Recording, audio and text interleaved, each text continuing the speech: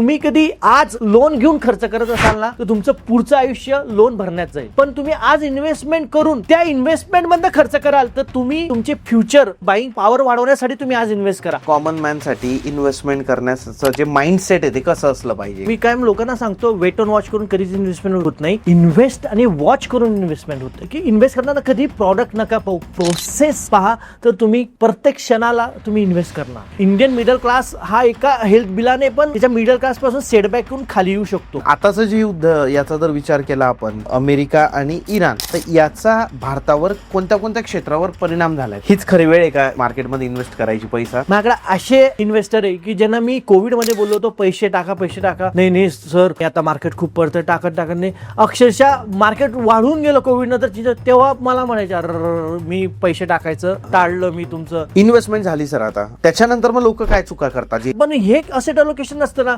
तर मग छोट्या छोट्या गोष्टीसाठी म्युच्युअल फंडचा पैसा काढला जातो. घरात फर्निचर करायचं आहे, मुलाचं शिक्षण आहे, हॉस्पिटलचं बिल आहे, मुलगा आजारी पडला, बायको आजारी पडली आहे, तर त्याच्याने काय होतं तुमचे गोल्ड आणि इन्व्हेस्टमेंट तुटते. जर समजा गोल्ड आणि सिल्वर पैकी कशात आता सध्याच्या सिच्युएशनला इन्व्हेस्टमेंट करायची असेल तर तुम्ही काय रिकमेंड कराल? तुम्हाला श्रीमंत व्हायचं असेल ना तर तुम्हाला इक्विटी म्युच्युअल फंड मध्ये इन्व्हेस्टमेंट करावी लागेल. श्रीमंत झाल्यावर तुम्ही गोल्ड, जमीन काय घ्यायचं ते घ्या. गोल्ड ही अशी करन्सी की जगात कुठेही चालते. 50,000 रुपये पगार आहे एखाद्या व्यक्तीला आणि त्याला 40 वर्षी रिटायर, त्याला तुम्ही फायनान्शियल प्लॅन कसा? मी सचिन तेंडुलकरचा एक इंटरव्ह्यू ऐकत होतो. पैसा भेटतोय म्हणून मी काम करेल, तर ते खरं फायनान्शियल रिटायरमेंट आहे. हे फायनान्शियल रिटायरमेंट नाही की मला पैसा पाहिजे म्हणून काम करतोय. तर हा माइंडसेट आहे. लहानपणीची गोष्ट पाहना सर, आपले आई वडील नवीन वस्तू घरी कधी आणायचे? Dussehra Diwali.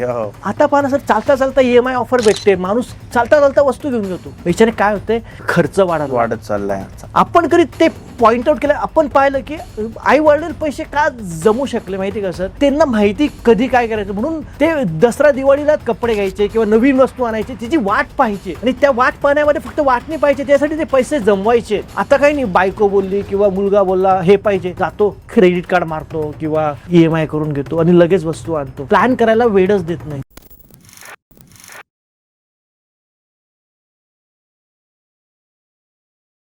Hello guys and welcome to banter with Chetan. मित्रांनो, आज आपल्यासोबत आहे financial planner Vijay Chaudhari sir. Sir नमस्ते. नमस्कार. मित्रांनो, प्रत्येक जण काही ना काही पैसा कमवतो. कोणी 5,000 कमवतो, कोणी 10,000 कमवतो, कोणी 1,00,000 कमवतो, कोणी 10 लाख कमवतो महिन्याला.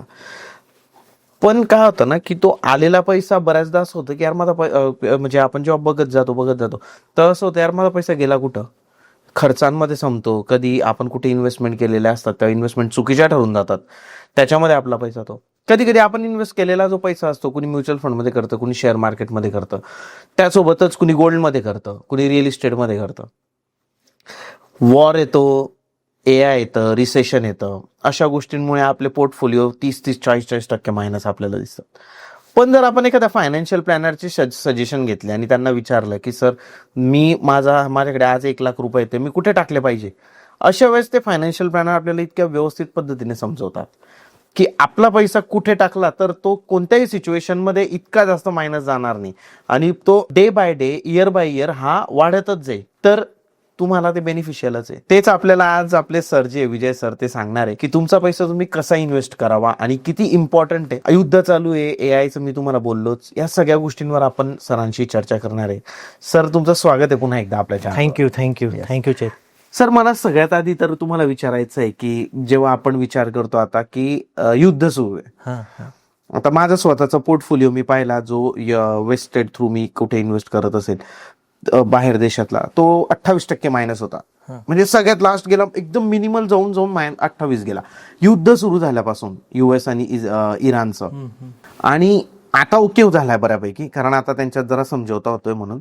बट सर तुम्हाला काय वाटतं की युद्धाचा कुठे कुठे परिणाम झालाय भारतावर? सर भारताच्या मार्केटवर? तुम्ही आता फक्त इराण इस्रायल युद्ध म्हणता, पण तुम्ही कधी मागच्या 10-15 वर्षात पाहिलं तर जगाने कुठे ना कुठे युद्ध चालूच आहे. म्हणजे असं नाही फक्त इराण आणि अमेरिका इस्रायलचं युद्ध आहे, तर युद्ध आता आहे ना जगासाठी नॉर्मल आहे. म्हणजे मी पुढेही सांगेल, म्हणजे लोकांना सांगायचा हा प्रयत्न आहे की युद्ध आता नवीन राहिलं नाही आहे, ते कायम राहणारच आहे. कारण की प्रत्येक आपल्या वर्चस्वासाठी, ऑइलसाठी, आपल्या देशाचं नाव राहावं किंवा डॉलर राहावा. म्हणजे अमेरिका का करते की डॉलर ला महत्व यावं म्हणून युद्ध करते. तर प्रत्येक देश सुप्रेमसी आहे त्यांची टिकवण्यासाठी याच्या काळात पण पुढं असे युद्ध किंवा टॅक्टिकल वॉर्स पण होत राहतील. म्हणजे फक्त गोळ्या बंदुकी किंवा बॉम्ब असे नाही, टॅक्टिकल वॉर्स असतात की जिओग्राफिकल प्रेशर असतं किंवा अशा खूप काही गोष्टीने वॉर करू शकतात. म्हणजे एक सिंपल उदाहरण म्हणजे अमेरिकेला कधी भारताला कधी काही हे करायचं तर अमेरिका मायक्रोसॉफ्ट वाल्याला कधी सांगून भारताचं लायसन कधी बंद करायला सांगेल तर ती एक प्रकारची वॉरच आहे. कधी मायक्रोसॉफ्टचं लायसन्स बंद झाली भारतात तर बँकिंग सेक्टर, एरोप्लेन सेक्टर म्हणजे 90% सेक्टर हे बंद पडतील. परफेक्ट. हा, इंटरनेटच्या वायर्स कापल्या, फेसबुक व्हॉट्सअप बंद करायला लावली तर कम्युनिकेशनचं साधनच उरणार नाही. हा, म्हणजे ही पण एक वॉर आहे. कधी करायला गेलं तर ही पण एक वॉर आहे. तर हे असं खूप काही गोष्टी आहेत की फक्त वॉर ही बॉम्ब गोळे किंवा याच्याने होत नाही. खूप काही गोष्टी टॅक्टिकल पद्धतीने पण वॉर होत असतात. आता तुम्ही जो इराण इस्रायल बोलला तर याच्या आधी रशिया युक्रेनची वॉर चालू झाली. आता तुम्ही म्हटले की गोड तेव्हापासून वाढतं. काय इराण इस्रायल युद्धापासूनच गोड तुम्ही पाहत असाल तर तेव्हापासून गोड वाढायला सुरुवात झाली. त्यामागचं कारण खूप मोठं होतं की अमेरिकेने रशियावर आजपर्यंत खूप निर्बंध टाकलेली होती. पण एक गोष्ट केलेली नव्हती जी अमेरिकेने त्या काळात केली की त्यांचा डॉलरचा रिझर्व्ह जो होता तो फ्रीज करून टाकला. म्हणजे काय झालं त्याच्यामुळं की रशियाला कडे जो डॉलर होता ज्याला कुठला माल परचेस करायचा, कारण की ग्लोबल करन्सी डॉलर आहे, तर काही माल कुठल्या देशाकडे परचेस करायचा तर त्याला डॉलरने तो घेता नाही आला. मग तेव्हा रशियाने काय केलं की गोड बाय करायला सुरुवात केली. आणि मग त्यावेळेस चायना आणि बाकीचे जे देश आहे त्यांनाही समजलं बाबा अमेरिका काही करू शकतं, आपलाही डॉलर रिझर्व्ह फ्रीज करू, तर मग आपण काय करणार. मग त्यांनी चायना झाले, जपान झालं, रशिया झाले, अशा कंट्रींनी गोड्स बाय करायला सुरुवात केली त्यांच्या रिझर्व्ह बँकेत. म्हणजे इकडं आणि डॉलर्स बॉन्ड्स विकायला सुरुवात केली. गोल्ड ही अशी करन्सी की जगात कुठेही चालते. म्हणजे आता तुम्हाला एक सिंपल उदाहरण, तुम्ही कधी कार घ्यायला गेला तर तुम्ही कधी त्याला 10-15 लाखाचा गोल्ड दिला तो हसत हसत घेऊन तुम्हाला कार देऊन देत, पैसे नाही दिले तरी. बरोबर. त्याला माहिती आहे की ते लिक्विडेट होईल लगेच. सेम. तर त्यामुळं ह्या मागच्या 1.5-2 वर्षात गोल्ड वाढायला त्या रक्षकापासून चालू झालं की हे रिटेल बाईंगमुळे गोल्ड वाढलं नाही. ओके. तर सर आताचं जे युद्ध याचा जर विचार केला आपण की अमेरिका आणि इराण, तर याचा भारतावर कोणत्या कोणत्या क्षेत्रावर परिणाम झालाय त्याबद्दल? भारतामध्ये एक बॉम्ब किंवा एक चिंगी पण पडली नाही, पण सगळ्यात मोठा इफेक्ट भारतावर होतो तो म्हणजे ना ऑइल, गॅस आणि डॉलर्स. जे आपलं डॉलरचं ॲप्रिसिएशन होतंय आणि रुपीचं डेप्रिसिएशन होतं. म्हणजे आपण जे बाहेरून वस्तू आणतोय त्याच्यासाठी जास्त पैसा अजून मोजावा लागतो. वॉरमुळं हॉर्मुज बंद पडलंय, लांबून शिप येत आहेत तर शिपची ट्रॅव्हलिंग कॉस्ट वाढते, परत इन्शुरन्स कॉस्ट वाढते. मग तो परत माल येऊन इंडियन फॅक्टरीमध्ये रिफाईन होऊन परत एवढ्या मोठ्या भारताच्या सप्लाय चेनमध्ये आणणं ही खूप मोठी टास्क आहे. तर ह्या सगळ्या गोष्टी आणि तुम्ही पाहत असाल आपण 4-5 दिवसात पाहतोय की भिवंडीमध्ये, सुरतमध्ये ज्या छोट्या छोट्या स्मॉल इंडस्ट्री त्या LPG त्यांच्या गॅसमुळं बंद पडायला लागल्या, तर वर्कर मायग्रेट करायला लागलेले आहेत. तर हा इफेक्ट इंडियामध्ये आहे आणि हा इफेक्ट वॉर संपल्यावर पण थोडे 2-4 महिने अजून राहील.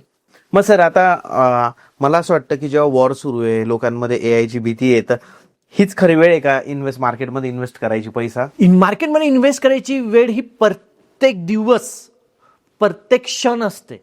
फक्त तुम्ही प्रॉडक्टपेक्षा प्रोसेसने इन्व्हेस्ट केलं ना तर ती इन्व्हेस्टमेंट चांगली होते. लोक प्रॉडक्टला कायम रिटर्नवर कायम फोकस करतात, पण ॲज अ फायनान्शियल प्लॅनर आणि ह्या प्रोफेशनल असताना मी माझ्या इन्व्हेस्टरला कायम सांगतो की इन्व्हेस्टमेंट ही कधी रिटर्न्स पाहून किंवा प्रॉडक्ट पाहून नाही करायची.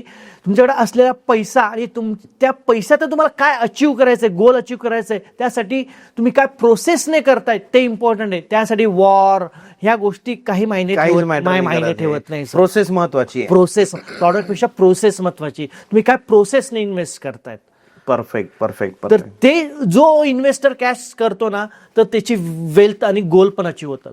बरोबर आहे सर. मग आता कॉमन मॅन साठी इन्व्हेस्टमेंट करण्याचं जे माइंडसेट आहे ते कसं असलं पाहिजे, काय सांगाल तुम्ही? खूप मोठा प्रश्न आहे आणि खूप चांगला आहे. म्हणजे याच्यातनं माइंडसेट, आपण एक कुठल्याही घरामध्ये किंवा आपण कुठे मोठं कार्य करतो, आपण काय करतो सर, पहिले काय करतो, शांती मंत्र म्हणतो. कुठे होम करा, आपण घराची पूजा करा, जो पुजारी असतो तो पहिले शांती मंत्र. म्हणजे शांती मंत्र का म्हटला जातो की तुम्ही जे कार्य करताय त्याच्यात तुमचं मन लागलं शांत पाहिजे, लागलं पाहिजे कॉन्सेप्ट. म्हणून एक रामायणात किंवा एक दोहा आहे की देवाला कोणाला दुःख द्यायचं असेल तर तो पहिले त्याची मती भ्रष्ट करतो. म्हणजे प्रभू दारून दुःख देई पहिले उसे मती हरली, असा एक दोहा आहे. तर म्हणजे त्याचा अर्थ काय होतो सर, की ज्याला दुःख द्यायचं आहे ना त्याची पहिली मती भ्रष्ट होते. सेम तसं तुम्ही जेव्हा इन्व्हेस्टमेंट्स मध्ये येतात ना सर, तर तुमचं चित्त शांत पाहिजे. तुम्ही रिटर्नच्या मागे पडलं म्हणजे तुमची मती भ्रष्ट व्हायला लागते की मला 5% भेटतात, 10% भेटतात, मग त्याच्यामध्ये माणूस अडकतो आणि गोलकडे लक्ष देत नाही. मग त्यासाठी काय प्रोसेस, आता तुम्हाला मुलबाळ आहे का? हो, मुलगी आहे सर. तुम्हाला मुलगी, मलाही मुलगी आहे सर. जेव्हा माझी मुलगी जन्माला आली तेव्हा मी काय विचार केला, जेव्हा मी तिला पहिले भेटायला गेलो तर मी हा विचार नाही केला ती वाढेल कशी, कधीच कोणीच करत नाही. पण विचार काय करतो, वाढताना हिला काही प्रॉब्लेम नको यायला, हा विचार करतो ना माणूस. वाढेल कशी तर माहिती वाढणार आहे ती, पण तिच्या वाढताना काही प्रॉब्लेम नको यायला म्हणून आपण प्रयत्न करतो. तसं इन्व्हेस्टमेंट पण आपण आपल्या मुलासारखं जपलं ना तर तो वाढेल, तिची चिंता नाही करायची. ते वाढताना काय प्रॉब्लेम येऊ नये तिची चिंता करायची. म्हणजे काय करायचं, असेट अलोकेशन करायचं. असेट अलोकेशन म्हणजे काय, तुम्ही जेव्हा इन्व्हेस्टमेंट करताना त्याच्या आधी तुमचा 6-7-8 महिन्याचा एक इमर्जन्सी फंड तयार करायला पाहिजे. जेव्हा माझं लग्न झालं सर, मी पहिले वाईफला माझा टर्म इन्शुरन्सचा फॉर्म गेलो घेऊन. तिला म्हटलं पहा मी टर्म इन्शुरन्स करतोय असं. मग ती म्हणे टर्म इन्शुरन्स का? अगं म्हटलं आता तुझं लग्न झालंय, माझ्यावर तुझी जबाबदारी आहे, पुढे जाऊन मुलं बाळ होतील, तर मला काही झालं तर तुम्हाला फायनान्शियल सेटबॅक व्हायला नको म्हणून हा टर्म प्लॅन आहे. 4-5 महिन्यांनी मी तिला SIP चा फॉर्म घेऊन गेलो. मग ती म्हणे आता SIP का? अगं म्हटलं टर्म प्लॅन मी गेल्यावर तुला कामात येईल, पण मी जिवंत राहिलो, माझं 60-70 वयापर्यंत आपण रिटायर झालो, तर मग आपल्या मुलाबाळांचं शिक्षण, आपलं रिटायरमेंट प्लॅनिंगसाठी पैसा कुठून येईल? त्यासाठी हे SIP महत्वाची. तर त्यासाठी SIP महत्वाची, इन्व्हेस्टमेंट महत्वाची. मग मी 7-8 महिन्यांनी तिला हेल्थ इन्शुरन्सचा फॉर्म घेऊन गेलो. तर ती म्हणे आता हेल्थ इन्शुरन्स का? अगं म्हटलं आता आपण इन्व्हेस्टमेंट करतो आहे, आपल्याकडे तिथं 10-15 लाख, 20 लाख, 25 लाख जमा झालेत आणि काही असं घरात आजारपण आलं तुझं माझं किंवा मुलाबाळांचं, तर तो पैसा मोडून हॉस्पिटलात जाऊ नये म्हणून हेल्थ इन्शुरन्स आहे. की इंडियामध्ये हेल्थ जी कॉस्ट आहे ती खूप महाग आहे, म्हणजे खूप आहे. म्हणजे एक म्हणतात की इंडियन मिडल क्लास हा एका हेल्थ बिलाने पण त्याच्या मिडल क्लास पासून सेटबॅक होऊन खाली येऊ शकतो. तर आपलं ते इन्व्हेस्टमेंटचं प्रोटेक्शन म्हणजे दवाखान्याचे बिल भयानक करतात सर. तर मग आपल्या इन्व्हेस्टमेंटचं प्रोटेक्शन म्हणजे हे हेल्थ इन्शुरन्स आहे. म्हणजे हे काय झालं, हे असेट अलोकेशन झालं. म्हणजे जेव्हा मी माझी इन्व्हेस्टमेंट करतो तर ह्या असेट अलोकेशन असेल तर माझी इन्व्हेस्टमेंट कायम स्टेबल राहील. लोकांना इन्व्हेस्टमेंट करतात पण हे असेट अलोकेशन नसतं ना, तर मग छोट्या छोट्या गोष्टीसाठी म्युच्युअल फंडचा पैसा काढला, तो घरात फर्निचर करायचं आहे, मुलाचं शिक्षण आहे, हॉस्पिटलचं बिल आहे, मुलगा आजारी पडला आहे, बायको आजारी पडली आहे, तर त्याच्याने काय होतं, तुमचे गोल आणि इन्व्हेस्टमेंट तुटते. म्हणून जेव्हा तुम्ही इन्व्हेस्टमेंट करता तर तुमचं जे मी म्हटलं की तुमचं मन चित्त शांत पाहिजे. ते शांत करायचं असेल तर त्याचं मेन आहे की तुमचं असेट अलोकेशन पाहिजे. आणि एका तुम्ही चांगल्या प्रोफेशनल माणसाबरोबर तुम्ही कधी काम केलं तर तो तुम्हाला त्या पद्धतीने असेट अलोकेशन करून देईल की तुमच्या इन्व्हेस्टमेंटला धक्का लागायला नको. इन्व्हेस्टमेंट झाली सर, आता आपण इन्व्हेस्टमेंट केली, त्याच्यानंतर मग लोक काय चुका करतात जे इन्व्हेस्ट केलेले लोक? ते खूप आहे. म्हणजे लोक इन्व्हेस्टमेंट करतात, म्हणजे मी खूप वेळा ना, मी माझ्या प्रोफेशनमध्ये मी कधीही रिटर्न्स बोलून कधी इन्व्हेस्टमेंट खरं नाही घेत. पण लोक माझ्याकडे येतात, सर मला किती रिटर्न्स भेटतील सांगा इन्व्हेस्टमेंटच्या आधी. तर रिटर्न्सला लोक खूप फॉलो करतात. तर मी लोकांना ते सांगतो की तुम्ही एखादी कार घेतात, ती का घेतात? ए ठिकाणावरनं बी ठिकाणी जाण्यासाठी घेतात का फास्ट जाण्यासाठी घेतात? एका ठिकाणावर दुसऱ्या ठिकाणी जाण्यासाठी. मग तुमचा इन्व्हेस्टमेंटचा पण पर्पज, तुमचं गोल काय आहे? तुमचं मुलांचं शिक्षण आहे, तुमचं रिटायरमेंट आहे, हॉलिडे प्लॅन आहे, काय त्याच्यासाठी तुम्ही इन्व्हेस्ट करा. म्हणजे मी पुण्यावरनं चेन्नईच्या गाडीत बसलो तर मी चेन्नईलाच उतरेल ना, म्हणजे आपलं डेस्टिनेशन गेल्यावरच उतरू ना आपण. तर तसं तुमचं इन्व्हेस्टमेंटचं डेस्टिनेशन असल्यावरच तुम्ही ते इन्व्हेस्टमेंटला हात लावायला पाहिजे. म्हणजे तुम्ही रिटर्नला फॉलो न करता गोल बेस्ड इन्व्हेस्टमेंट करायला पाहिजे. तर लोक काय इन्व्हेस्टमेंट झाल्यावर ना गोल विसरून जातात आणि मग हे तुम्ही जे म्हटले वॉर्स आणि हे आणि घरातले काही प्रॉब्लेम्समुळे मग ते इन्व्हेस्टमेंट्स विथड्रॉ करतात आणि ते गोलला फॉलो नाही करत, ते रिटर्न्सला फॉलो करतात. म्हणून मी कायम लोकांना सांगतो की तुम्हाला खरंच कधी तुमच्या इन्व्हेस्टमेंटमधून काहीतरी जनरेट करायचं असेल वेल्थ, तर तुम्ही गोलला फॉलो करा. तुम्ही रिटर्नला फॉलो कराल ना तुमचं रिटर्न जनरेट होईल ना तुमचे गोल अचीव होईल. मग तुम्ही गोलला फॉलो कराल ना 100% तुमचे रिटर्न पण जनरेट होतील आणि गोल पण अचीव होईल. आता एखादा व्यक्ती आहे ज्याला वाटतं की 40 वर्ष वयापर्यंत मला काम करायचंय आणि त्यानंतर मला काम सोडून द्यायचंय, असेही लोक आहे सर? हा, आहे ना. भरपूर. तुम्हालाही बोलत असतील की सर फक्त 40 पर्यंत काम करेल, नंतर आपल्याला करायचं नाहीये. आता त्या व्यक्तीचं वय 25 वर्ष आहे. अशा व्यक्तीला पगार आहे आज 50-60 हजार रुपये. अशा व्यक्तीला तुम्ही 40व्या वर्षी रिटायर करू शकता का?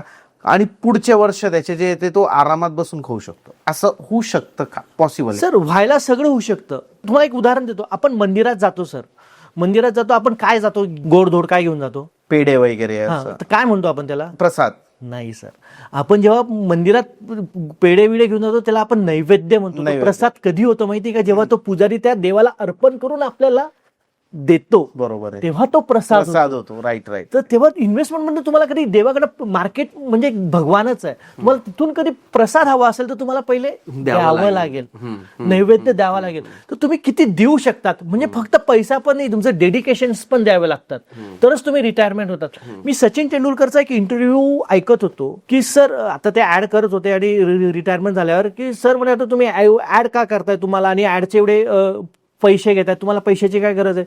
तर सचिन तेंडुलकरने एक मस्त उत्तर दिलं होतं की मला पैसा भेटतोय म्हणून मी काम करतोय, पैसा मिळावा म्हणून काम करत नाही. खूप मोठा फरक आहे. म्हणजे 40व्या वर्षानंतर ते रिटायर व्हायचं ना, त्याचा अर्थ असा नाही की मी काम धंदा सोडून द्यायचा. मी काम कशासाठी करेल? पैसा भेटतोय म्हणून काम करणं, याला खरं फायनान्शियल रिटायरमेंट म्हणायला पाहिजे, ना की पैशासाठी काम करतोय म्हणून तुम्ही काम करताय. तर 40व्या वर्षी तुम्ही रिटायर होऊ शकतात. म्हणजे कशा माइंडसेटने रिटायर होऊ शकतात की पैसा भेटतोय म्हणून मी काम करेल, तर ते खरं फायनान्शियल रिटायरमेंट आहे. हे फायनान्शियल रिटायरमेंट नाही की मला पैसा पाहिजे म्हणून काम करतोय.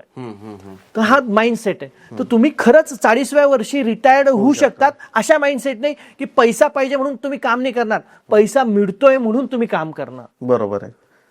अमिताभ बच्चन पण आता 75-80 काय वय आहे, ते काम करतायत. ते का काम करतायत? ते पैसा भेटावा म्हणून काम करत नाहीयेत, त्यांना पैसा भेटतोय म्हणून काम करतायत. मग आपल्याला त्या स्टेजला जायचंय की तुम्ही 40व्या पर्यंत असं काही तुमचं फायनान्शियल मॉडेलिंग करा, तुमचं फायनान्शियल प्लॅन्स करा की 40व्या वर्षानंतर तुम्हाला पैशासाठी काम नाही करावं लागणार, पैसा भेटतोय म्हणून तुम्ही काम करणार. राईट. तर हे माइंडसेटने गेला तर तुम्ही कायम फायनान्शियल रिटायर फी, आणि जी डेफिनेशन आहे फायनान्शियल रिटायरमेंट फीची, जी लोक सांगतात मी काम नाही करणार, मी बसून राहील, ही चुकीची आहे. तसं होत नाही. तरी मला विचारायचं आहे की जर व्हायचंय समजा 50,000 रुपये पगार आहे एखाद्या व्यक्तीला आणि त्याला 40व्या वर्षी रिटायर, त्याला तुम्ही फायनान्शियल प्लॅन कसा द्या?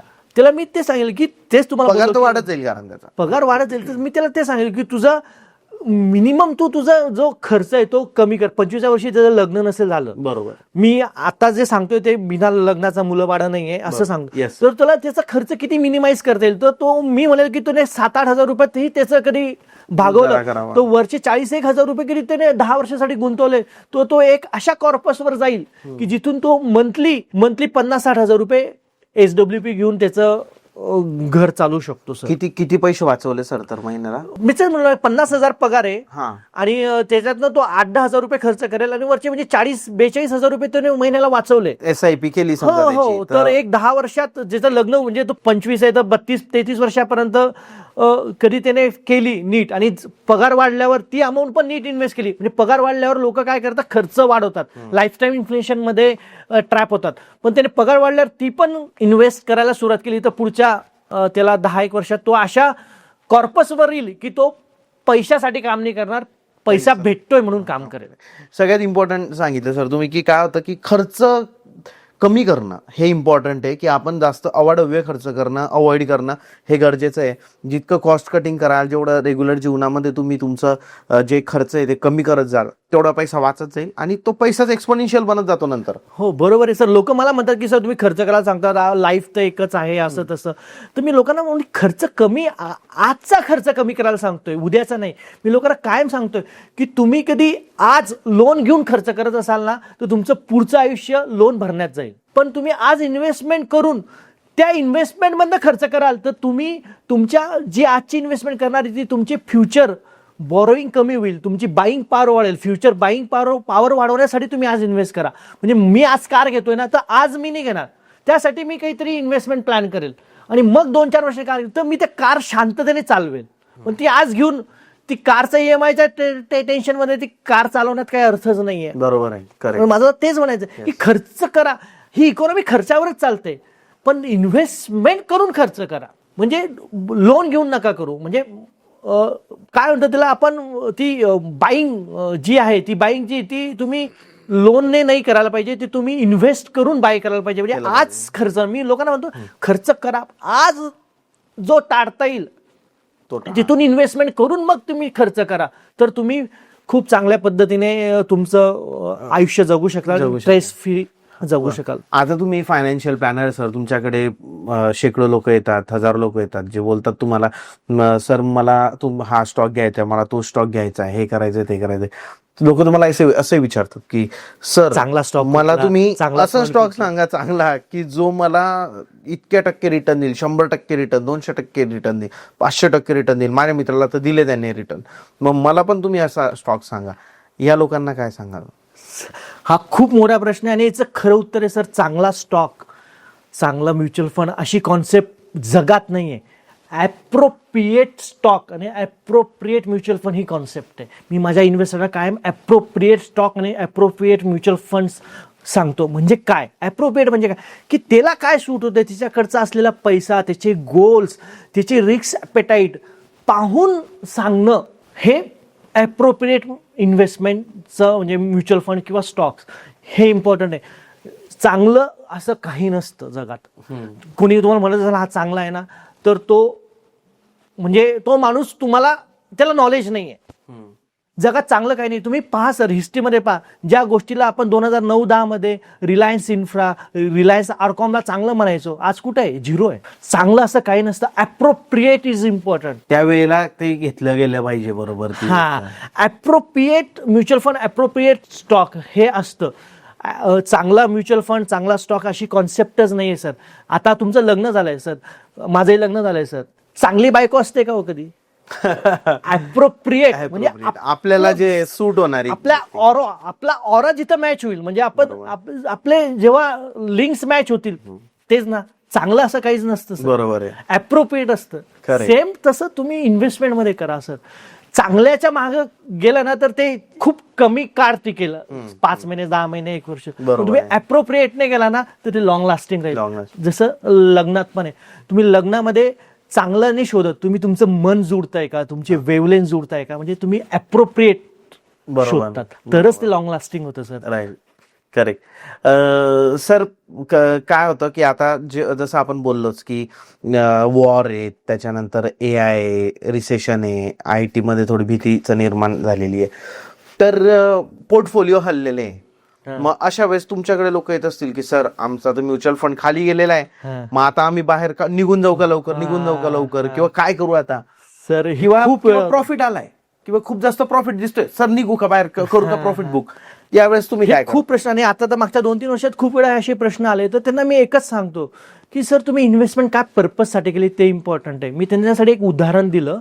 एका गावामध्ये ना इंद्रदेवाने काय केलं, एक श्राप दिला त्या गावाला की तुमच्या गावाला 12 वर्ष पाऊस पडणार नाही.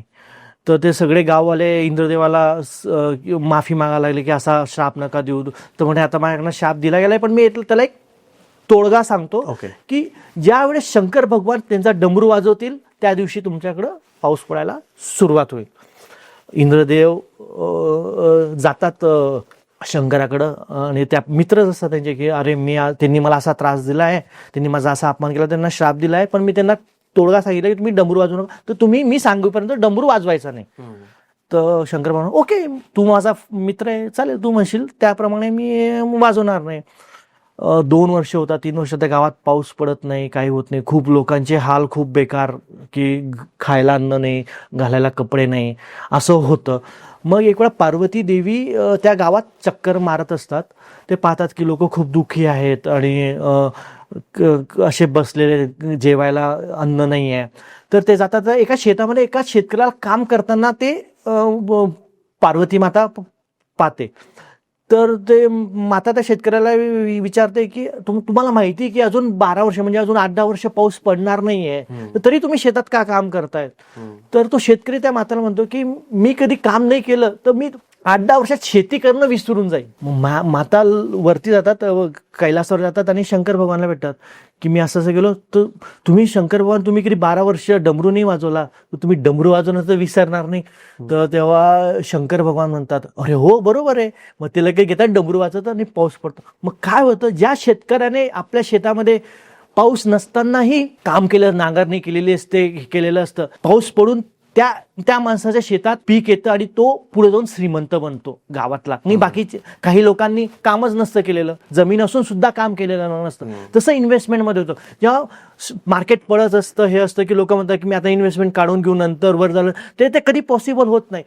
कधी पाऊस पडेल म्हणजे कधी मार्केट वर जाईल हे कोणालाच माहित नसतं. म्हणून तुम्ही काय तुमचं काम काय इन्व्हेस्टमेंट करणं. म्हणजे आपण जे म्हणतो की तुमची वेल 10-15 वर्षाने बनणार आहे, आपण असं म्हणतो बरोबर. पण त्या 20 वर्ष 15 वर्षाला जाण्यासाठी तुम्हाला 15 वर्ष इन्व्हेस्टमेंट करावं लागेल. त्या 15 वर्षाला जाण्यासाठी तुम्हाला 10 वर्ष इन्व्हेस्ट करावं लागेल. त्या 10 वर्ष जाण्यासाठी तुम्हाला 5 वर्ष इन्व्हेस्ट करावं लागेल. त्या याच्यासाठी तुम्हाला 1 वर्ष इन्व्हेस्टमेंट करावं लागेल. त्या 1 वर्षासाठी तुम्हाला 1 महिना, त्या 1 महिन्यासाठी 1 तास, त्या 1 तासासाठी 1 सेकंद, म्हणजे तुम्हाला प्रत्येक क्षणाला इन्व्हेस्टमेंट करावी लागेल. तेव्हाच तुम्ही ते 15 वर्ष जाणार ना. बरोबर आहे. मग ह्या स्टोरीमधनं आपण काय शिकलो, मार्केट टायमिंग करण्यापेक्षा तुमचं गोल टायमिंग करा. तुम्हाला कधी पैसा पाहिजे आणि तुम्ही तुमची शेती करा, म्हणजे तुमची इन्व्हेस्टमेंट प्रक्रिया चालू करा. म्हणजे जेव्हा पाऊस पडेल, म्हणजे जेव्हा मार्केट वाढेल, तर तुमची इन्व्हेस्टमेंट कायम तुम्हाला चांगले रिटर्न्स देईल. अशी व्यक्ती आहे, आपण असं बघतो जगामध्ये, अशी व्यक्ती आहे की ज्यांचा पगारच खूप कमी आहे. म्हणजे त्यांचं काय होतं सर की पगार एवढा कमी असतो की पगारच पुरत नाहीये. पगार पुरत नाही ना, हा प्रॉब्लेम नाही सर.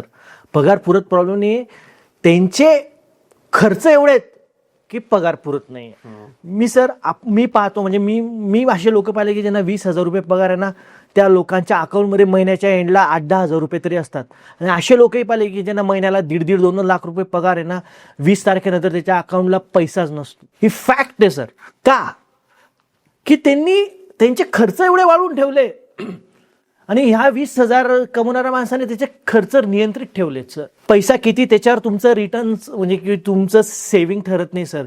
तुमची ॲबिलिटी काय, तुम्ही किती विलिंगनेसने सेव्ह करतात हे इम्पॉर्टंट आहे. तुम्ही तुमचे खर्च, वायफळ खर्च कशी कंट्रोल करता हे इम्पॉर्टंट आहे सर. आपण पाहतो, आपल्या लहानपणीची गोष्ट पाहा ना सर. आपले आई वडील नवीन वस्तू घरी कधी आणायचे, दसरा दिवाळी. हो. आता पहा ना सर, चालता चालता EMI ऑफर भेटते, माणूस चालता चालता वस्तू घेऊन घेतो. बरोबर आहे ना सर. याच्याने काय होतंय, खर्च वाढत चाललाय.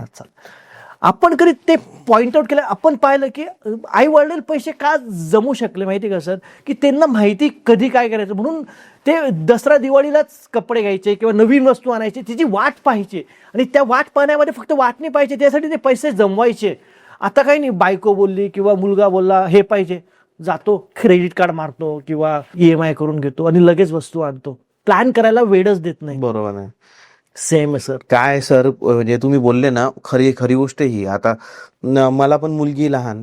आमच्या घरामध्ये प्रत्येक महिन्याला कमीत कमी 6-7 गिफ्ट येतात तिला. गिफ्ट म्हणजे नवरा बायकोकडूनच. आणि सगळ्यात मेन प्रॉब्लेम मला काय वाटतं सर, ते ऑनलाईन.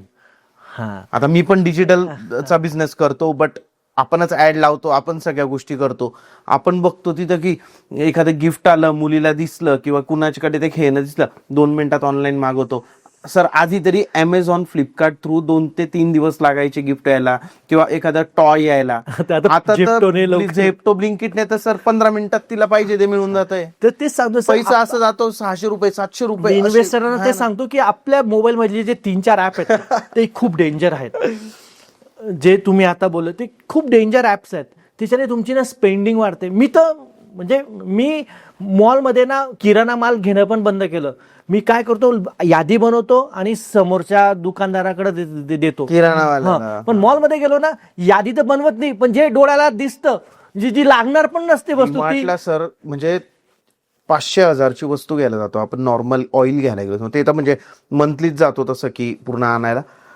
सर मिनिमम 10,000चा पूर्ण सामान येतो. म्हणजे हे काय, म्हणजे ते सगळं तिथे दिसतात वस्तू. हा बिस्किटचा पुडा, त्याच्यानंतर वरती गेल्यानंतर हे कप घ्या, हे घ्या, ते घ्या, क्रॉकरी. म्हणजे ते आपल्याला ते जाळ्यात ओढतात. तर तो आणि ते control नाही राहू तेच शकत. जे तुम्हाला पहिलं बोललो की तुमचं मती तिथं जाते, ते पाहून काय होतं, तीच होतं ना इच्छा, मती, की आपली बिघडते. अरे नाही बाबा, हे चांगलं दिसतंय, अट्रॅक्ट, डोळे, आपले इंद्रिय लगेच घ्यायचं. तर तो सर हे नाही सर, इंस्टाग्रामवरनं रील पाहून माझा मित्र, माझा नातेवाईक गोवा फिरायला गेला, तर घरामध्ये म्हणतात अरे तो तिकडे फिरायला गेला, आपण पण जायला पाहिजे. मग आपण कसं तरी करून मॅनेज करतो, गोवाला जातो, नेक्स्ट महिन्यात रील पाहतो तो गेलाय मालदीव फिरायला. आता तो मालदीव गेलाय, मग आपण पण मालदीव चला. म्हणजे काय होतं याच्याने, आपण आहे ना, लोक काय करतात इथं आपण खूप पाहतो की. पण मी लोकांना काय सांगतो की तुम्ही तुमचं अनालिसिस करा, लोकांचं नाही. म्हणजे मला खूप वेळा आश्चर्य पण म्हणतात की अहो नाही, माझाही पगार सेम आहे, त्याचाही, माझा एक कलिग त्याचा पगार सेम आहे, पण तो असं असं करतो. अरे म्हटलं तुला माहिती आहे का त्याचे वडील काय करतात, त्याच्याकडे जमीन. म्हणजे मी असे लोक पाहिलेत की घरं घेतात, आणि कशामुळे घरं घेतात माहिती आहे का, त्यांचे वडील सरकारी नोकरीत होते, त्यांना त्याचं पेन्शन भेटतं, तर पेन्शन मधनं EMI जाईल म्हणून लोक घरं घेतात. बापरे. गावाला जमीन आहे ती विकून करतात. तर आपल्याला माहित नसतं समोरचा स्पेंडिंग कुठून करतोय. म्हणून तुम्ही कम्पेअर नाही करायला पाहिजे की तो आणि मी एकाच सोसायटीत राहतो, किंवा तो मी एकाच कंपनीत आहे, किंवा मी एकाच फील्डमधला आहे तरी तो असा राहतो. तुम्हाला त्याच्या मागचे बॅकग्राऊंड पण माहिती पाहिजे की तो कुठून करतोय, तो तो तो त्याच्या आईवडिलांचा इन्सिस्टंट प्रॉपर्टीमधनं काही खर्च करून करतोय का, हे आपल्याला माहित नाही. तुम्ही तुमचं अनालिसिस करा, तुमच्याकडे काय, मग करा. मग हेच म्हणतो की स्वतःचं अनालिसिस असल्यावरच इन्व्हेस्ट. मग आपण लोकांकडे पाहतो, पण लोकांकडे फक्त त्याचे स्पेंडिंग पाहतो, पण त्याच्या मागचं बॅकग्राऊंड नाही पाहत ना, नाही पाहत, त्यात माहित पण माहित नसतं. नसतं. बरोबर आहे सर. लोक इन्व्हेस्टमेंट करताना ना वेट अँड वॉच करतात, की थांबा आता करू, थांबा आता करू, किंवा थांबा आता. भरपूर गोष्टींचा विचार करून लोक इन्व्हेस्ट करतात. सर हे कायम होतं, आणि मी कायम लोकांना सांगतो वेट अँड वॉच करून कधीच इन्व्हेस्टमेंट होत नाही. इन्व्हेस्ट आणि वॉच करून इन्व्हेस्टमेंट होते, तेव्हाच तुमची प्रगती. माझ्याकडे असे इन्व्हेस्टर आहे की ज्यांना मी कोविडमध्ये बोललो होतो पैसे टाका, नाही सर, नाही आता मार्केट खूप पडतं, टाकत नाही. अक्षरशः मार्केट वाढून गेलं कोविड नंतर, तेव्हा मला म्हणायचे अरे मी पैसे टाकायचं टाळलं मी तुमचं. तर असं होतं, वेट अँड वॉच करायला गेला ना तर तुम्ही कुठेतरी तुमची जर्नी मिस करतात. म्हणून मी कायम लोकांना सांगतो वेट अँड वॉच करण्यापेक्षा इन्व्हेस्ट आणि वॉच करा, तर तुमची वेल्थ बनेल. आणि तुम्हाला म्हटलं की इन्व्हेस्ट करताना कधी प्रॉडक्ट नका पाहू, प्रोसेस पहा, तर तुम्ही प्रत्येक क्षणाला तुम्ही इन्व्हेस्ट करणार. एखाद्या घरामध्ये महिन्याला 1,00,000 रुपये येत आहेत, त्या व्यक्तीला तुमचा इन्व्हेस्टमेंट प्लॅन कसा असेल? सर 1,00,000 रुपये येतात, बरोबर आहे. इन्व्हेस्टमेंट प्लॅन पैशावर नाही बनत सर, तुमचे गोल्स काय, तुम्हाला काय अचीव करायचं आहे त्या पैशातनं, त्याच्यावर बनतो सर. माझ्याकडे 10 लाख आहे, पण मला तुमच्याकडे कार आहे सर, तुम्हाला जायचं कुठं माहिती, तर त्या कारचा उपयोग काय. मग तुम्हाला जायचं कुठं आहे हे माहिती पाहिजे ना, तेव्हा त्या पैशाचा उपयोग आहे. तुमच्याकडे 20,000 पण असतील, पण तुम्हाला जायचं कुठं हे माहिती असेल ना, तर ते 20,000चा उपयोग होईल. तुमच्याकडे 10 लाख आहे, 1 लाख आहे, जायचं कुठं हेच माहित नाही. 1,00,000 रुपये संपायला काय लागतं सर, 1-2 महिन्यात संपतात. 10 लाख संपायला काय लागतात सर, एका तासात पण संपतील 10 lakh. It's not about money, it's about your purpose, what you want to achieve from that money. तुम्हाला काय अचीव करायचं आहे ते इम्पॉर्टंट आहे, तेव्हा प्लॅन म्हणला जातो. ते सांगतो मार्केटमध्ये खूप लोक माहीत नाही काय, पण लोक कायम रिटर्न्सच्या गोष्टी करतात. जो रिटर्नच्या गोष्टी करतो ना सर, त्याच्याकडून तुम्ही कायम लांब राहायला पाहिजे. जो तुमच्या ॲस्पिरेशन, तुमच्या गोलच्या गोष्टी करेल ना, त्या माणसाबरोबर तुम्ही कायम काम करायला पाहिजे. आणि मी कायम माझ्या इन्व्हेस्टरबरोबर कधी रिटर्नच्या गोष्टी करत नाही. मी कायम त्यांना म्हणतो की तुम्हाला काय अचीव करायचं आहे तुमच्या इन्व्हेस्टमेंटनं, ते मला सांगा, मग मी तुम्हाला प्लॅन देईन. तर 1,00,000 रुपये तुमच्याकडे असतील ना, तर त्याच्यातले एक असेट अलोकेशनचा एक बेसिक रूल आहे की तुम्ही 10% तुम्ही गोल्ड सिल्वर घ्यायला पाहिजे. त्यानंतर तुम्ही 20-22-25% आउट ऑफ इंडिया इन्व्हेस्टमेंट असेल असे एक्सपोजर घ्यायला पाहिजे. 10-20% तुम्ही डेफमध्ये ठेवायला पाहिजे, आणि उरलेले 60-65% 60% तुम्ही इक्विटीमध्ये इन्व्हेस्टर राहायला पाहिजे. हे एक जनरल फॉर्म्युला आहे, पण ते तुमच्या वयानुसार, तुमच्या गोलनुसार तो खालीवर करता येतो सर. सर भारतामध्ये अनएम्प्लॉयमेंट पण आहे, बरोबर, तर अशा लोकांसाठी काय इन्व्हेस्टमेंट प्लॅन असतो? हा, मला खूप वेळा म्हणजे असा प्रश्न येतो की सर अनएम्प्लॉयमेंट वाढते, मग इन्व्हेस्टमेंट्स कशा वाढतात. सर मला 2 प्रकारचे लोक भारतात भेटतात सर. म्हणजे भेटतात, म्हणजे की एक म्हणतो की मला नोकरी भेटत नाही आणि दुसरा बिझनेसमॅन असा भेटतो की मला ना क्वालिफाईड माणसं भेटत नाही. काय खरं आहे सर? परफेक्ट बोलले तुम्ही. प्रॉब्लेम काय माहिती का सर, इंडियामध्ये इंजिनियर मॅन्युफॅक्चरिंग होत आहेत, इंजिनियर घडवत नाहीये. देश, सरकार माझ्यासाठी काही करेल म्हणून लोक बसलेले आहेत. तुम्ही देशासाठी काय करता हे इम्पॉर्टंट आहे. जेव्हा युथ ह्या गोष्टीवर लक्ष देईल ना तर अनएम्प्लॉयमेंट हा प्रश्न राहणार नाही सर. प्रॉब्लेम काय आहे, मी आता पुण्यामध्ये एक एरिया आहे, सदाशिवपेठ एरियात राहतो सर. मी तिथं पाहतो लोक 30-35 वर्षाचे झालेले आहेत, इथे गव्हर्नमेंट एक्झामचा प्रिपरेशन करतात सर. म्हणजे त्यांच्या आयुष्यातला खूप मोठा एनर्जेटिक पॉईंट होती. तिथं मी म्हणत नाही तुम्ही करू नका, पण तुम्हाला स्वतःला लिमिट्स द्या ना. 1 अटेम्प्ट, 2 अटेम्प्ट, 3 अटेम्प्ट, काहीतरी लिमिट्स द्या ना. तेवढं करा ना. तुम्ही अक्षरशः 10 अटेम्प्ट, 15 अटेम्प्ट करतायत, तर तुमची जी यंग एज तुम्ही जे भारतासाठी करणार आहे, म्हणजे युद्ध फक्त काही देश सेवा काही फक्त सीमेवर जाऊन नाही करतायत. तुम्ही युथ आहात, तर तुम्ही तुमच्या GDP पण एक त्यासाठी काय कॉन्ट्रीब्यूट करता हे पण महत्वाचं आहे. म्हणून तुम्ही सरकारच्या किंवा देशाच्या भरोसे, आपल्याकडे जी युथ आहे ना ती सरकार आणि देशाच्या भरोसे बसली आहे, ते स्वतः काही करत नाहीये. म्हणून मला दोघं, तुम्ही म्हणता अनएम्प्लॉयमेंट आहे, मी म्हणत अनएम्प्लॉयमेंट नाहीये. लोकांना चांगले क्वालिफाईड लोक भेटत नाहीये.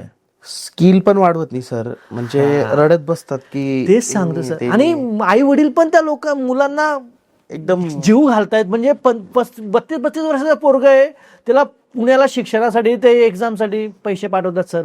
ही खूप वाईट अवस्था आहे. म्हणजे मी असं नाही म्हणत की करायला नाही पाहिजे सर, करा, तुमच्याकडे कॅपॅसिटी तुम्ही खरंच करा, पण काहीतरी लिमिट देऊन करा ना. 1 attempt, 2 attempt, 3 attempt, 10 attempt, 15 attempt. बरोबर आहे. मग तुम्ही मार्ग शोधा ना. मग काय होतं, वय वाढल्यावर मग तुम्हाला एक्सपिरियन्स चालू करायला, तुम्ही कुठे नवीन गोष्टी करायला गेला तर तुमचं वय 32-35 आहे, तेव्हा तुम्ही सपोज तुम्ही त्या गोष्टीचा नाद सोडला आणि सपोज आला, तुम्हाला एक्सपिरियन्स घ्यायला 3-4 वर्ष जाईल. मग काय तुम्ही काय प्रोडक्टिव्हिटी देणार? जेवढ्या कमी वयामध्ये तुम्ही कमवायला लागाल ते तुमच्यासाठी इम्पॉर्टंट आहे. तेच कमी वयात सुरुवात करा आणि सेव्ह करायला चालू करा, जास्तीत जास्त पैसा सेव्ह करा. हे खूप महत्वाचं आहे. म्हणून ना अनएम्प्लॉयमेंट हा आकडा आहे सर, पण त्यामागची रियालिटी खूप वेगळी आहे. म्हणजे त्यात खूप काही फॅक्टर्स आहेत सर, की ते एज्युकेशन सिस्टीम आहे, आई वडिलांचं पण आहे, सोसायटीचं पण काही गोष्टी आहेत की त्या तुम्ही. म्हणून मी युथला कायम सांगतो की तुम्ही ना देशाचा किंवा सरकारच्या भरोसे बसू नका. तुम्हाला काय करता येईल त्याच्यावर फोकस करा. त्याच्याने तुम्ही तुमची देश सेवा पण करणार, तुम्ही तुमच्या GDP ला कॉन्ट्रीब्यूट पण करणार. बरोबर बरोबर बरोबर सर. परिवाराकडे आपण खूप करतो, परिवारासाठी आपल्या फॅमिलीसाठी विचार करतो, हे करू ते करू ते करू, पण त्यांच्यासाठी फायनान्शियल प्लॅनिंग कुणी करत नाही सर. एक म्हण आहे, आपण कायम लहानपणापासून ऐकतो सर, मी माझ्या परिवारासाठी जीव द्यायला तयार आहे. मी कायम लोकांना म्हणतो, जीव देण्यापेक्षा तू परिवारासाठी जग ना भाऊ. आजकाल आहे ना सर 70-80 लोक खरंच लोक ना परिवारासाठी जीवच देत आहे. म्हणजे ते वाटतंय हे लोक जिवंत आहेत, पण ते कायम पडत असतात त्या परिवारासाठी, की मुलाचं शिक्षण, हे बायकोचं घराचं EMI, हे नातेवाईक, मरतोच आहे. तुम्ही जगता कधी? जगायला शिका. तर जगणं म्हणजे काय, जेच तुम्हाला मी पहिल्या स्टार्टिंगला बोललो, असेट अलोकेशन असेल तर तुम्ही जगाल.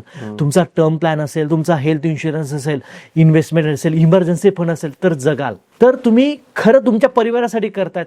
परिवारासाठी मरण्यापेक्षा परिवारासाठी जगा, जगलेलं पाहिजे. जगणं महत्वाचं आहे. तर तुम्ही तुमच्या परिवारासाठी काही करतायत. 70-80% लोक सर, मी म्हणतो ना, जी म्हण आहे ना लहानपणापासून म्हटलेली की मी माझ्या परिवारासाठी जीव द्यायला तयार आहे, ते अक्षरशः त्यांचे जीवच देत आहेत. ते जिवंत पुतळे आहेत सर. बरोबर आहे, ते जिवंत पुतळे आहेत, ते खरंच जीव देतात. मी म्हणतो जगायला शिका सर. इन्व्हेस्टमेंट करताना एक असतं शॉर्ट टर्म आणि एक असतं लॉंग टर्म. तर शॉर्ट टर्म मध्ये आपल्याला जो पैसा मिळतो त्याच्याने आपल्याला खूप वेगळा आनंद मिळतो. लॉंग टर्म मध्ये जो पैसा मिळतो त्यामुळे स्टेबिलिटी मिळते, आयुष्य बॅलन्स होतं. तर यामध्ये तुमचं काय मत आहे की हे बॅलन्स कसं ठेवायचं? सर, चॉकलेट चांगलं का प्राऊड्स फळं चांगली? स्प्राउट फळ वगैरे. पण माणूस खातो काय जास्त? Cadbury's, chocolates. सर, फेसबुक चांगलं का पुस्तकं वाचणं चांगलं? बुक चांगलं आहे. पण माणूस कुठं वेळ घालवतो? फेसबुकला. ट्रेडिंग चांगलं का इन्व्हेस्टिंग चांगलं? इन्व्हेस्टिंग चांगलं आहे. पण लोक करतात काय? Trading, FNO. म्हणजे जिथं लगेच मजा आहे ना सर, ते माहिती तिथं लॉस आहे. आणि कायम तुम्ही जगा आपल्या दैनंदिन असं जिथं लगेच भेटतं ना सर, ती ना वाईट गोष्ट असते. ह्या तुम्हाला उदाहरणानं सांगतो, म्हणजे सांगण्याचा प्रयत्न केलाय की जिथं लगेच मजा भेटते ना, ती खरंच तुम्हाला खाली घेऊन जाते. पण जिथं कन्सिस्टन्सी, तिथं वेळ द्यावा लागतो ना, ती तुम्हाला वरती घेऊन जाते. मग तुम्हीच ठरवा सर की तुम्हाला काय करायला पाहिजे. ट्रेडिंग करायला पाहिजे, इन्व्हेस्टिंग, शॉर्ट टर्मवर लक्ष द्यायला पाहिजे का लॉंग टर्मवर लक्ष द्यायला पाहिजे. सर भगवान विष्णूचे 2 वाहन आहेत सर, एक शेषनाग सर्प आणि दुसरा आहे गरुड. गरुड सर एवढा उंच राहून पाण्यातलं शिकार बरोबर कॅच करतो, म्हणजे तो लॉंग टर्मचा विचार करतो. आणि साप जमिनीवर चालतो, म्हणजे शॉर्ट टर्म आहे. जेव्हा भगवान विष्णू हे समुद्रावर, खवळलेल्या समुद्रावर बसलेले असतात, ते शेषनागावर बसलेले असतात, शांत बसलेले असतात, आणि गरुड त्यांचा द्वारपाल असतो. म्हणून भगवान विष्णूच्या पाय लक्ष्मी दाबते. बरोबर आहे. लक्ष्मी कोणाकडे येते? जो शांत असतो, जो शॉर्ट टर्मला आणि लॉंग टर्मला मॅनेज करतो. किती उलाढाली असली किंवा किती प्रॉब्लेम्स असले, त्याला मॅनेज करून शांत बसलेला असतो. लॉंग टर्म आणि शॉर्ट टर्मला दोघं जवळ करून बसतो, तोच लक्ष्मीला प्राप्त करतो. नाही तर इंद्र कायम लक्ष्मीच्या मागे पडलाय, म्हणजे लक्ष्मी भेटली नाही म्हणून कायम इंद्र लोकांवर आक्रमण झाली आहे, तो कायम दुःखी राहिलाय. तुमच्याकडे लक्ष्मी पाहिजे ना सर, तुम्हाला शॉर्ट टर्म आणि लॉंग टर्म मॅनेज करता यायला पाहिजे. त्यासाठी तुम्हाला शॉर्ट टर्मची पण प्रोव्हिजन करायला पाहिजे, लॉंग टर्मची. जे तुम्हाला इमर्जन्सी म्हटले, हेल्थ इन्शुरन्स म्हटलं, हे काय मी शॉर्ट टर्मची प्रोव्हिजन आहे सर. आणि तेच की लोकांना लॉंग टर्म बोरिंग वाटतं ना लोकांना, म्हणून ते करत नाही. म्हणून लोक ट्रेडिंगवर फोकस करतात, इन्व्हेस्टिंगवर फोकस करत नाही. तेच आहे की तुम्ही त्या सायकोलॉजीमधून बाहेर पडाल ना सर, तर तुमची इन्व्हेस्टमेंट जर्नी खरंच चांगली होईल, तुमची लाईफ चांगली होईल. तुम्ही पहिले 3-4 वर्ष द्या ह्या फिलॉसॉफीला, 3-4 वर्ष द्या, तुम्हाला 3-4 वर्षानंतर समजेल. पण ते 3-4 वर्ष कळ काढायची सवय नाही लोकांना.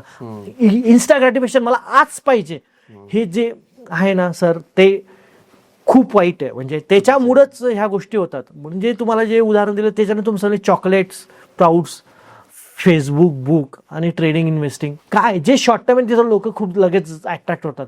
जी जिथं वेल बनणार आहे, पण ते लॉंग टर्म आहे ना, नाही, ते थांबायला तयार नाही सर. खूप चांगलं बोलले सर तुम्ही इथं, की जेव्हा माणसाकडे थोडा पैसा येऊन जातो ना, तो खूप उत्मात करतो. लक्ष्मी चंचल आहे, तुम्ही जर तिचा डिसरिस्पेक्ट केला तर ती हाकलून देते तुम्हाला. नाही सर, ते बरोबर चालली तुम्हाला हाकलते तिथून. आणि जो व्यक्ती लक्ष्मीचा रिस्पेक्ट करतो, जो पैसा आल्यावर उतत मातत नाही, आनंदही व्यक्त करत नाही, किंवा म्हणजे नॉर्मल हॅपीनेस वेगळा आणि उत्मात करणं वेगळं, यात खूप फरक आहे. जो व्यक्ती पैसा आल्यावर खूप वेगळ्या पद्धतीने वागायला लागतो, त्याच्याशी लक्ष्मी खूप वेगळं वागते. सर मी लोकांना तेच सांगतो, तुमची सक्सेस आहे ना तुमच्या खांद्यावर यायला पाहिजे ना डोक्यात नको जायला. लोक डोक्यात घालतात, खांद्यावर असेल ना ती रिस्पॉन्सिबिलिटी आहे सर. तुमची सक्सेस रिस्पॉन्सिबिलिटी आहे. अमिताभ बच्चनला एक वेळा अभिषेक म्हटला की त्यांना लोक पाहायला येतात, त्यांच्या घरी काहीतरी एक वार असतो तेव्हा लोक भेट द्यायला येतात. तर अभिषेक म्हणतो की तुम्हाला खूप आनंद येत असेल म्हणे, लोक तुम्हाला एवढा भेटायला येतात, मला कोणी भेटायला, तुम्हाला खूप भेटायला येतात, तुम्ही हात दिलं की खूप आनंद. तर तेव्हा अमिताभ बच्चन अभिषेकला म्हणतात की बाबा मला टेन्शन असतं की लोक मला येतात ना भेटायला, पुढच्या वेळेस येतील की नाही, की माझ्या जीवनात मी असं वागेल की बाबा ते परत परत यायला पाहिजे. एक कधी माझ्याकडनं अशी चूक घडली की माझ्याकडनं काही अशी गोष्ट घडली की ते लोक येणार नाही, म्हणजे मला ती माझी सक्सेस ही माझ्या खांद्यावर आहे, रिस्पॉन्सिबिलिटी आहे की मला ती टिकवून ठेवायची आहे. त्यासाठी मला कायम क्षणात मला असं वागावं लागेल की माझी इमेज चांगली राहील, असं वस्तूत अडकायला नको की जिथे माझी इमेज खराब होईल. तर हे खूप इम्पॉर्टंट आहे. जेव्हा तुम्हाला सक्सेस होते ना, जी डोक्यात गेली ना, तर तुम्ही वाईट मार्गाला लागतात. जी खांद्यावर असेल ना तुमची सक्सेस, तर तुम्ही रिस्पॉन्सिबिलिटी घेऊन ती चालतात. हे खूप इम्पॉर्टंट आहे. आणि हे इन्व्हेस्टिंगमध्ये पण आहे. तुमच्या जीवनात प्रत्येक गोष्टीत ह्या गोष्टी तुम्ही लागू करू शकतात सर. पगार वाढतो पण लोकांचं इन्व्हेस्टिंग वाढत नाही. लोक मग खर्चावर जे तुम्हाला मागही बोललो की लाईफस्टाईल इन्फ्लेशन सर, की लोकांना पगार वाढला ना, लाईफ म्हणजे पगार वाढायच्या आधीच खर्च वाढायला चालू करू देतात. अरे माझं जून महिन्यात इन्क्रीमेंट आहे, चला आपण आज घरात हे घेऊन घेऊ, आपण इकडं फिरायचं प्लॅन करू. लाईफस्टाईल इन्फ्लेशनवर लगेच आपण हे करतो. मी तर म्हणतोय की तुम्ही जे तुम्हाला म्हटलं की तुम्ही खर्च करा, पण ती प्लॅन करून खर्च करा. म्हणजे तुम्ही इन्व्हेस्टमेंटचा तुमचा पहिला पर्पज आहे ना तुमचा रिटर्न नसायला पाहिजे, की तुमचा इन्व्हेस्टमेंटचा पहिला पर्पज असायला पाहिजे की तुमचं फ्युचर बाईंग पॉवर वाढेल, भविष्यात वस्तू घेऊ शकाल म्हणून इन्व्हेस्टमेंट करा आज घेण्यापेक्षा. त्यासाठी इन्व्हेस्ट करा, ते महत्त्वाचं आहे. मग तुमचा पगार वाढो किंवा तुम्हाला बोनस भेटो, तर मी कायम लोकांना सांगतो की तुम्हाला जेवढा पैसा इन्व्हेस्ट करून करता येईल ना, तर ते खूप महत्त्वाचं आहे सर. सर बजेटिंग म्हणजे की बुवा एवढाच पैसा खर्च करायचा आणि फायनान्शियल डिसिप्लिन या गोष्टी तुमचं फ्युचर सिक्युअर करता की रेस्ट्रिक्ट करता तुम्हाला खर्च करण्यापासून? सर तुम्हाला एक सिंपल गोष्ट सांगतो सर. जेव्हा आपण कंबाईन कुटुंबात राहत होतो तेव्हा आपल्याला लहानपणी हे नको करू, ते नको करू, रिस्ट्रिक्ट करायचे, असं कर तसं कर, आपल्याला बोर वाटायचं. हा सर, आता मी असे लोक पाहतो त्यांना कोणीच विचारायला नाहीये सर, तो काय करतो त्याला काही कोणी घेणं नाहीये. घेणं नाही, विचारायला नाहीये सर. मग म्हणून मी म्हणतो की रिस्ट्रिक्शन ही ब्लेसिंग आहे. म्हणजे मी म्हणतो की ही ब्लेसिंग आहे की आपल्याला ह्या गोष्टी भेटल्या. आजकाल तर लोकांना नाहीये, मुलगा अमेरिकेत आहे, पुण्यात आहे, आई वडील तिकडे आहे, तर कोण काय करतंय, रिस्ट्रिक्शन्स नाहीये सर, काय नाही. हे असायला पाहिजे. तसं इन्व्हेस्टिंग मध्ये पण असायला म्हणून ना रिस्ट्रिक्शन्स, जर कोणी तुम्हाला टोकताय किंवा काही करण्यात तुम्हाला सांगताय तर ते तुम्हाला आशीर्वाद म्हणून समजा, ते तुमच्यासाठी हे नाही आहे. तसं इन्व्हेस्टिंगमध्ये पण तुम्हाला कोणी म्हणत असेल ना की असं कर तसं कर, हे असं वाचव, इथं तू खर्च कमी कर, तर हा तुमचा आशीर्वाद आहे सर. तर तुम्ही तो ब्लेसिंग्स म्हणून घेतला ना, तर तुम्ही आयुष्यात चांगल्या गोष्टी अचीव कराल. तुम्ही तेच पाहा, पिढींमध्ये पण 90च्या आधीचे, 80च्या आधीचे मुलं आणि 95, 96, 2000 नंतरच्या मुलांचा डिफरन्स फरक आहे, खूप फरक भरपूर आहे फरक. सर. मला काही दिवसापूर्वी एक शिक्षक भेटले की जे क्लासेस चालवतात प्रायव्हेट, तर ते म्हणे अरे पहिले मी मुलांना ओरडायचो, बोलून पडायचो किंवा कधी कधी रागवायचं मारून, तर मुलं ऐकून घ्यायची. आता आजकालच्या मुलांना मी रागवायला गेलो ना, तो मला उलटा म्हणतो, तुम्हाला तुमचे पैसे भेटले ना, गुपचूप शिकू, आम्ही काही करू. हा फरक आहे. हा का आला सर? त्याच्यामुळं जे तुम्हाला म्हटलं की रिस्ट्रिक्शन जिथं नसतात ना, लोकांना जिथं म्हणतो ना, म्हणून मी म्हणतो रिस्ट्रिक्शन तुमच्यावर जो कोणी ह्यानं झालं ते तुमच्यासाठी ब्लेसिंग आहे सर. ब्लेसिंग आहे. रेस्ट्रिक्शन कोणी अडवतं, म्हणतो एखादा दारू पिणारा माणूस आहे, त्याची बायको जर त्याला रोज बोलते की पिऊ नको पिऊ नको पिऊ नको, आणि त्याचं ते थांबलं तर त्या रेस्ट्रिक्शन मुळे ते थांबणार आहे ना, की त्याचं लिव्हर खराब होऊन तो मरून जाणार एक दिवस. प्रत्येक गोष्ट लिमिट मध्ये पाहिजे सर. सर तुम्ही समुद्रावर फिरायला गेलात, लाट आली, समुद्रावर लाट आली, तुम्ही एन्जॉय करणार. तीच लाट तुमच्या घरात आली तर एन्जॉय करणार का? लिमिट मध्ये असेल तर एन्जॉय करणार, एन्जॉय होतो. सेम आहे सर, सेम. मी हा प्रश्न शेवटी विचारणार होतो पण मला हा थोडा लवकर विचारावा वाटला. विजय चौधरी सर, म्हणजे तुम्ही स्वतः तुमची स्वतःची इन्व्हेस्टमेंट कशी करतात सांगावं लागेल आता तुम्हाला. खरंच मी माझी इन्व्हेस्टमेंट कशी करतो हे तुम्हाला नक्की सांगेन सर. तुम्हाला बिलीव्ह नाही होणार, मी माझा मंथली खर्च, माझा EMI आणि मंथली खर्च काढून जी अमाऊंट उरते ना, सगळीच्या सगळी मी म्युच्युअल फंडात इन्व्हेस्ट करतो. सगळीच्या सगळी, ना गोल्डमध्ये ना इक्विटीमध्ये डायरेक्ट म्हणजे झिरोला किंवा शेअर मार्केटमध्ये नाही. मी माझ्या मुलीचं आता मुलाची शाळा चालू होते सर. खूप पॅरेंट्स पाहत असतात, खूप टेन्शनमध्ये असतात, फीज भरायची आहे, कुठून आणू पैसा. सर माझ्या मुलीच्या शाळेसाठी माझा हेल्थ इन्शुरन्स, टर्म इन्शुरन्सचा जो दरवर्षीचा हप्ता आहे त्यासाठी पण मी इन्व्हेस्ट करतो. म्हणजे इन्व्हेस्टमेंट ही फक्त की तुमच्या रिटायरमेंटसाठी नाही करायची असते सर. इन्व्हेस्टमेंट ही तुमच्या रिकरिंग एक्सपेन्ससाठी पण करायची असते. तर माझा जो पण पैसा उरलेला असतो ना, खर्च जाऊन जे रिस्ट्रिक्ट खर्च आहे सगळा म्युच्युअल फंडमध्ये, काही डेटमध्ये आहे, काही हायब्रिडमध्ये, काही इक्विटीमध्ये, ते प्लॅनिंगनुसार. आता माझ्या मुलीचं शाळेची फी भरायची, तर मला टेन्शन नव्हतं की माझ्याकडे ऑलमोस्ट पैसा मी त्यासाठी इन्व्हेस्ट केलेला होता, तिथून काढला आणि शाळेत भरला. पीस ऑफ माइंड जे मी म्हणतो की तुमचं कसं तुम्ही मी कायम फिरायला जातो, तर फिरायला जाताना तो पैसा मी त्यासाठी ऑलरेडी इन्व्हेस्ट केलेला. सपोज मला 50,000 रुपयाचा फिरायला खर्च येणार आहे, तर मी 25-30 हजार रुपये त्या इन्व्हेस्टमेंट काढायला 20-25 हजार माझा खर्च करेल. म्हणजे मी माझं स्वतःचं इन्व्हेस्टमेंट माझ्या गरजेनुसार, गोलनुसार प्लॅन केलाय. तर तुम्हाला वाटेल की मी एक सोनं पण नाही घेत. सोनं घेतो म्युच्युअल फंड्स, गोल्डचे जे गोल्ड ETFs किंवा गोल्ड म्युच्युअल फंड्स. कारण की तुम्ही सर, तुम्हाला एक सिंपल उदाहरण आहे की गोल्ड सिल्वर. तुम्ही पाना, गोल्ड विकणारा श्रीमंत आहे का गोल्ड घेणारा? विकणारे तर बापरे भयानक श्रीमंत. सेम आहे. अहो तुम्ही गोल्ड घेऊन बाहेर पडला, आपण तर जळगावचे, आपल्याला जळगाव, तुम्ही गोल्ड घेऊन तुम्ही बाहेर पडलात तर तुमची गोल्डची व्हॅल्यू 10-15% कमी होऊन जाते. मेकिंग चार्जेस, वॅट, GST, घटबीट म्हणतो आपण त्याला. ते आपल्याकडे तर खूप श्रीमंत झाले विकणारे. तेच सांगतो सर. तर हे सिम्पल लॉजिक आहे सर. म्हणजे तुम्ही काय, म्हणजे मी काय म्हणत असतो की तुम्हाला तुम्ही गोल्ड सिल्वर हे कधी बाय करायला पाहिजे, जेव्हा तुम्ही श्रीमंत असाल. पण तुम्हाला श्रीमंत व्हायचं असेल ना, तर तुम्हाला इक्विटी म्युच्युअल फंडमध्ये इन्व्हेस्टमेंट करावी लागेल सर. श्रीमंत व्हायचंय तर इक्विटी आणि म्युच्युअल फंडच करू शकता. मध्ये इन्व्हेस्ट करा आणि श्रीमंत व्हा. श्रीमंत झाल्यावर तुम्ही गोल्ड, जमीन काय काय घ्यायचं घ्यायचं ते घ्या. पण श्रीमंत व्हायचं असेल तर तुम्हाला इकडेच यावं लागेल. तरी पण सर, जर समजा गोल्ड आणि सिल्वर पैकी कशात आता सध्याच्या सिच्युएशनला इन्व्हेस्टमेंट करायची असेल तर तुम्ही काय रिकमेंड सर मी तर काय माझी 10-12% इन्व्हेस्टमेंट, Gold, silver 15% गोल्ड मध्ये. सिल्वर पण नाही सर. काय जे तुम्हाला आता एक उदाहरण दिलं की तुम्ही कार घ्यायला गेलात 15 लाखाची, तर तुम्ही 15 लाखाचं गोल्ड देऊन कोणी कार तुम्हाला देऊन देईल, पण तुम्ही सिल्वर घेऊन जातो म्हणे, बाबा ते कुठं एवढं घेऊन फिरू. म्हणजे सिल्वरला कॅरिंग कॉस्ट खूप आहे, स्टोरेज कॉस्ट खूप आहे. म्हणून स्टोरेज सिल्वरमध्ये तुमचा पैसा बनणार आहे, ते इंडस्ट्रियल प्रॉडक्ट आहे. म्हणून तुम्ही कायम गोल्ड, एक सामान्य माणसाने गोल्ड घ्या, पण जास्त नाही, जे तुम्हाला अति नाही, 10-15% घ्या. पण ते पण कशा पद्धतीने घ्या, किती अंगावर घालणार ते पण रिस्ट्रिक्ट आहे ना. अंगावर घालण्यासाठी घ्या, मग बाकीचं गोल्ड तुम्ही इक्विटी म्युच्युअल फंडमधनं घ्या. तुम्ही गोल्ड घ्या, 10-15% तुमच्या इन्व्हेस्टमेंटचा तिथून घ्या. असं तुम्ही करू शकता. गोल्डला पुन्हा जगात व्हॅल्यू आहे, सिल्वरला नाही आहे सर. सिल्वरला नाही. काही कॅरिंग कॉस्ट आहे ना सर, सांभाळेल कुठं माणूस. बरोबर आहे. अहो तुम्ही 25 लाखाचं सोनं खिशात घालून फिरू शकतात, सिल्वर नाही फिरू शकत. नाही करू शकत. लोक आजकाल भरपूर फायनान्शियल इन्फ्लुएन्सर पण झाले सर. म्हणजे सगळेच खराब आहे आपण असं नाही म्हणा, काही काही लोक चांगलेही आहे. तर त्यांच्या ऍड्स बघून लोक इन्व्हेस्ट करतात किंवा तुम्हालाही बोलत असतील सर खूप मला आता खूप वेळा कधी कधी काही इन्व्हेस्टर, मेन म्हणजे यंग इन्व्हेस्टर रील्स पाठवतात, सर असं म्हणतोय. सर मी त्यासाठी एक उदाहरण मी कायम देतो माझ्या लोकांना, की माझा एक मित्र आहे, त्याने स्ट्रॉबेरी फ्लेवरची क्रीम आणली त्याच्या चेहऱ्याला लावायला.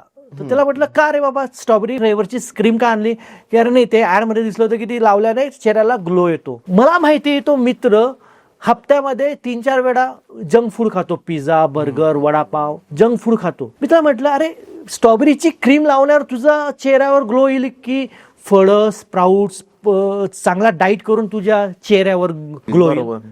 सेम तसं तुम्ही जे इन्फ्लुएन्सरच्या जिथं जे जास्त परतावा देण्याचं किंवा इन्व्हेस्टमेंटच्या, ते तुम्हाला सूट होतंय का ते महत्वाचं आहे. त्यासाठी काय करायला हवं ते महत्वाचं आहे, ते नाही पाहत. मग ते इन्फ्लुएन्स होऊन इन्व्हेस्ट करतात. जसं त्या माझ्या मित्राने चेहऱ्याला ग्लो यावं म्हणून तुम्ही स्ट्रॉबेरी क्रीम घेतली, असं होत नाही. बरोबर आहे. कधी कधी म्हणजे भरपूर लोकांना मी पाहिलंय की एवढे अति म्हणजे कलर नाही होणार आहे, त्यांना माहिती की काही लावलं तरी तो कलर नाही.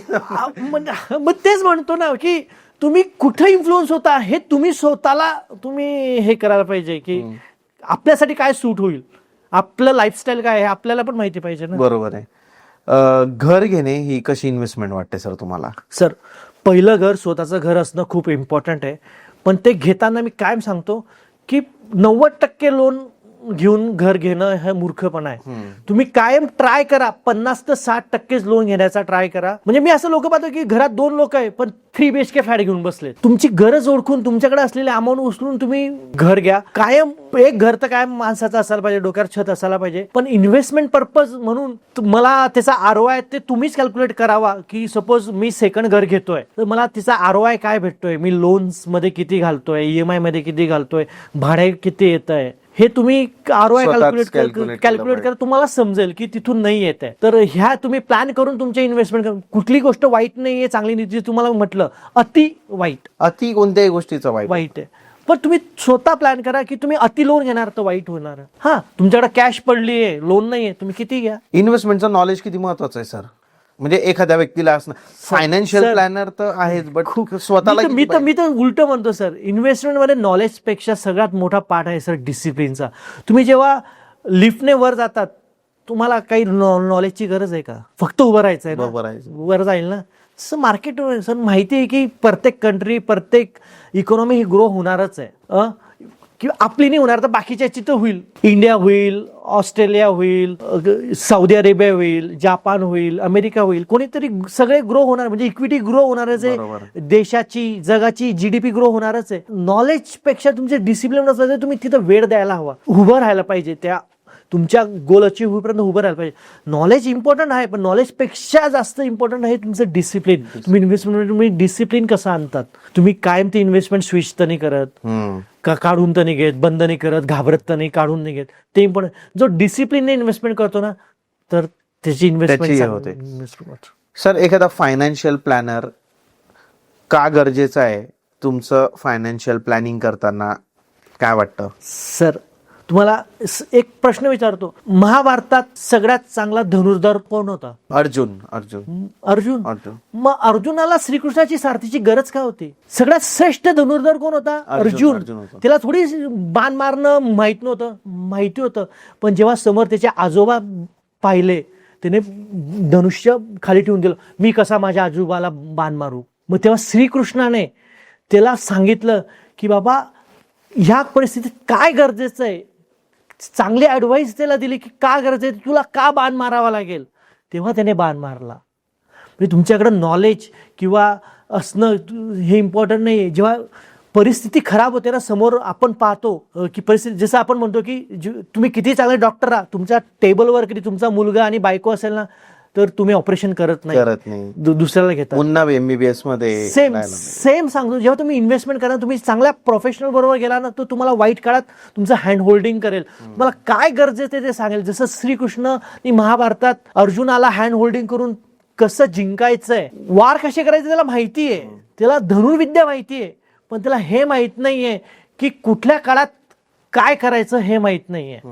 तर ते श्रीकृष्णाने, म्हणून एक असा सल्लागार तुमच्या बरोबर असावा की जो तुम्हाला हँड होल्डिंग करून तुमच्या गोलपर्यंत घेऊन जाईल. म्हणून मी म्हणतो ना की 90% लोकांचं भारतात जे इन्व्हेस्टमेंट गोल आहे ना, ते गोल आहेत.